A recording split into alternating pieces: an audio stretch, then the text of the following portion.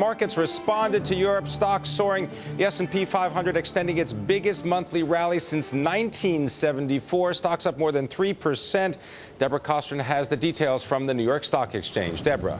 Well, thanks a lot, Tim. Yes, European officials finally striking an agreement to deal with their debt crisis, and the market's pretty much going bananas today. EU leaders will expand that bailout fund to $1.4 trillion, and the European bailout fund, it does cut Greek debt in half, and also there's money to prop up European banks if they need it. But everyone's still kind of waiting on the actual details of the deal, and of course, a lot of questions as to how everything will exactly work. But at least for today, what we did see a huge rally here, Pim.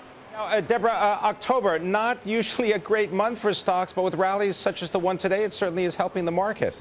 You know, and that's right, Pim. We just have 2 trading days left for the month of October. And as Pim was mentioning off the top of the show, so far for the S&P 500, we are looking at our biggest monthly rally since 1974. So far, the S&P is up 13.5%.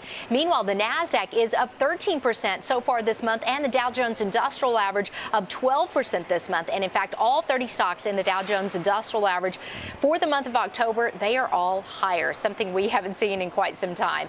And so the really big gains that we saw today really kind of helping things out. And as you would expect, with this big rally, as we were talking about the European debt deal, that led the financials higher. Stocks like Bank of America and JP Morgan performing quite well. Also, after the closing bell, we got word that Hewlett-Packard will be keeping its PC unit. As you remember, the company said that they would be getting rid of that unit, but after a strategic review from their new CEO, Meg Whitman, they are now saying that they are keeping it, and Hewlett-Packard just slightly higher in the extended trading session. That's it from here, Pim. Now back to you. Thank you very much. Deborah Kostroun reporting from the New York Stock Exchange.